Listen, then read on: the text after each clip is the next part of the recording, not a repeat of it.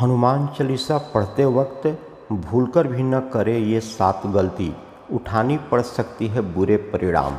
तो चलिए जानते हैं कि कौन से 7 गलतियां हमें हनुमान चालीसा पढ़ते समय नहीं करनी चाहिए। भक्त बजरंग बली को प्रसन्न करने के लिए अधिकतर लोग हनुमान चालीसा का पाठ करते हैं। विशेषकर मंगलवार के दिन हनुमान चालीसा के पाठ करने से मनचाहा फल की प्राप्ति होती है। हनुमान चालीसा के लिए किसी खास नियम की आवश्यकता नहीं होती है, लेकिन कुछ छोटी छोटी बातों का ध्यान रखना बहुत ही जरूरी होता है। हिंदू धर्म के अनुसार हनुमान जी की पूजा से शुभ फलों की प्राप्ति होती है। ऐसा माना जाता है कि उनकी पूजा से लोगों की समस्त मनोकामनाएं की पूर्ति होती है और शुभ फलों की प्राप्ति होती है। इसी वजह से उनके भक्तजन उन्हें प्रसन्न करने हेतु कई विशेष उपाय आजमाते हैं। ऐसी मान्यता है कि जो कोई भी भगवान हनुमान की पूजा करता है वह समृद्धि, धन और सकारात्मक ऊर्जा से भरपूर हो जाता है। ऐसी मान्यता है कि 40 के नियमित हनुमान चालीसा के नियमित पाठ से भगवान प्रसन्न होते हैं और समस्त कष्टों से मुक्ति दिलाते हैं। हनुमान चालीसा में लगभग 40 चौपाइयाँ शामिल है। ऐसी मान्यता है कि यदि कोई व्यक्ति हनुमान चालीसा का पाठ करते समय सभी नियमों का पालन नहीं करता है तो उसे पूजा का पूर्ण फल नहीं मिलता है। तो आइए जानते हैं हनुमान चालीसा का पाठ करते वक्त किन गलतियों से बचना चाहिए। लेकिन उससे पहले अगर आप भी चाहते हैं कि बजरंग बली का आशीर्वाद आप पर बना रहे तो इस वीडियो को एक लाइक करके और चैनल को सब्सक्राइब कर लें और कमेंट बॉक्स में जय बजरंग बली जरूर लिखें। किसी बीच की चौपाई से पाठ शुरू करना। ज्योतिष मान्यताओं के अनुसार जब कोई व्यक्ति सही तरीके से हनुमान चालीसा का जाप करता है तो उसे बहुत लाभ होता है। वहीं आपको कभी भी हनुमान चालीसा का पाठ बीच की किसी चौपाई से नहीं करना चाहिए। यदि आप हनुमान चालीसा पढ़ने जा रहे हैं तो इसे एक साथ पूरा क्रमबद्ध तरीके से पढ़कर ही उस स्थान से उठना चाहिए। कभी भी बीच की किसी चौपाई से पाठ शुरू न करें।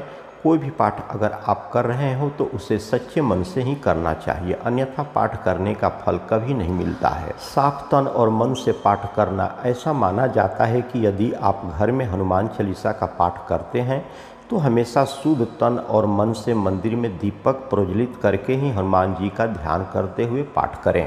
तामसिक भोजन और मदिरा का सेवन। यदि आप हनुमान चालीसा का पाठ करते हैं तो सुनिश्चित करें कि आपको भूलकर भी तामसिक भोजन या मदिरा का सेवन नहीं करना चाहिए। ऐसा करने से आप हनुमान जी के क्रोधित होने का पात्र बन जाते हैं। हनुमान जी बाल ब्रह्मचारी हैं और हमेशा मांसाहारी चीज़ों और शराब के सेवन से दूर ही रहना चाहिए, तभी आपको पूजा का फल प्राप्त होगा। किसी से व्यर्थ का झगड़ा नहीं करना चाहिए। यदि आप हनुमान चालीसा का पाठ करते हैं तो ध्यान रखें कि आपको भूलकर भी किसी निर्बल को सताना नहीं चाहिए और किसी से व्यर्थ में झगड़ना भी नहीं चाहिए। यदि आप भी हनुमान चालीसा का पाठ करते हैं तो ध्यान रखें कि आपको किसी का भी अपमान नहीं करना चाहिए और किसी के लिए भी अशब्दों का प्रयोग नहीं करना चाहिए। आप अगर हनुमान चालीसा का पाठ करते हैं तो आपको गरीबों को भी नहीं सताना चाहिए, बल्कि गरीबों की सहायता करनी चाहिए, उसकी आवश्यकता के अनुसार मदद करनी चाहिए। जीवन साथी को छोड़कर के किसी अन्य रिश्ते में बंधना। यदि आप विवाहित हैं और हनुमान चालीसा का पाठ करते हैं तो आपको जीवन साथी के अलावा किसी और से रिश्ता जोड़ने की बात नहीं सोचनी चाहिए। ऐसा करने वालों को कभी भी हनुमान चालीसा के शुभ फल नहीं मिलते हैं। किसी विवाहित पुरुष को किसी अन्य पराई स्त्री से संबंध नहीं रखना चाहिए। अगर कोई स्त्री भी हनुमान चालीसा का नियमित रूप से पाठ करती है तो उसे स्त्री को भी अपने पति के अलावा किसी अन्य पुरुष से संबंध नहीं रखना चाहिए। अगर किसी व्यक्ति की शादी नहीं हुई है तो उसे तो पराई स्त्री से दूर ही रहना चाहिए। यदि कोई व्यक्ति हनुमान चालीसा का पाठ करता है तो उसे इस बात का ध्यान जरूर रखना चाहिए, गरीबों और जानवरों को सताना नहीं चाहिए। यदि आप घर की समृद्धि के लिए हनुमान चालीसा का पाठ करते हैं या करती हैं तो आप भूलकर भी किसी जानवर और गरीब को न सताएं। ऐसा करने से पूजा का फल नहीं मिलता है और घर में दुख बने रहते हैं। घर में नकारात्मक ऊर्जा का वास हो जाता है और घर से सुख समृद्धि हमेशा के लिए चली जाती है। कोई अपराध न करें और झूठ न बोलें। यदि आप हनुमान चालीसा का पाठ करते हैं तो आपको किसी भी प्रकार का अपराध नहीं करना चाहिए। आपको किसी के साथ छल कपट करने से भी बचना चाहिए और झूठ नहीं बोलना चाहिए। अगर आपके मन में किसी के प्रति छल कपट और द्वेष है तो इससे आपको पूजा का फल कभी नहीं मिलेगा। हनुमान चालीसा पढ़ने में जल्दबाजी न करें। जब आप हनुमान चालीसा का पाठ करते हैं तब आपको कभी भी जल्दबाजी नहीं करनी चाहिए और कभी भी इसके किसी श्लोक का उच्चारण गलत तरीके से नहीं करना चाहिए। इसका पाठ हमेशा धैर्यपूर्वक करना चाहिए, शांति चित्त होकर ही करना चाहिए। राम का नाम लिए बिना न करें शुरुआत हनुमान चालीसा। सभी इस बात का परिचित हैं कि हनुमान राम जी के परम भक्त हैं, इसलिए भगवान राम का नाम लिए बिना हनुमान चालीसा की शुरुआत न करें, वरना आप इसके फल से वंचित रह जाएंगे, क्योंकि राम जी हनुमान जी के लिए प्रिय हैं। तन और मन में रखे साफ हनुमान जी और उनके इष्ट श्री राम के चित्र की स्थापना करें।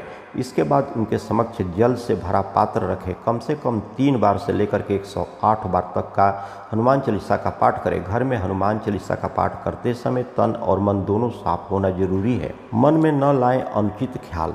हनुमान चालीसा का पाठ करते समय मन किसी भी प्रकार अनुचित ख्याल नहीं आना चाहिए। प्रयास करें कि हनुमान चालीसा का समय रोज एक ही हो। विशेष दशाओं में यात्रा तथा सोते समय भी चालीसा का पाठ कर सकते हैं। मंगलवार और शनिवार को हनुमान के दर्शन। हनुमान चालीसा का पाठ करने वाले को मंगलवार और शनिवार को हनुमान मंदिर में जाकर के हनुमान जी के दर्शन जरूर करने चाहिए। यदि मंगलवार या शनिवार को हनुमान मंदिर में जाकर के उनके सामने घी का दीपक जलाने से और हनुमान चालीसा का पाठ कर वहीं बैठकर करने से बड़े कष्ट दूर हो जाते हैं। कभी भी गलत संगत वाले लोगों के साथ में न रहें।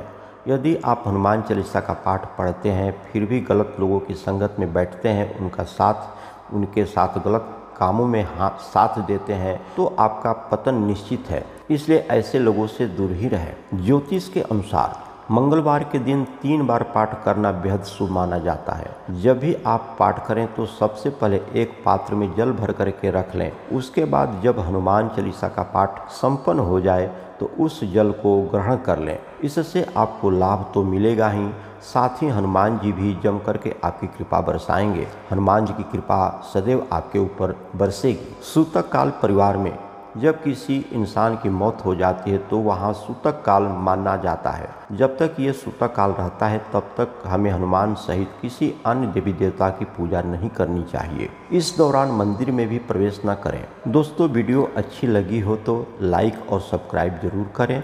धन्यवाद।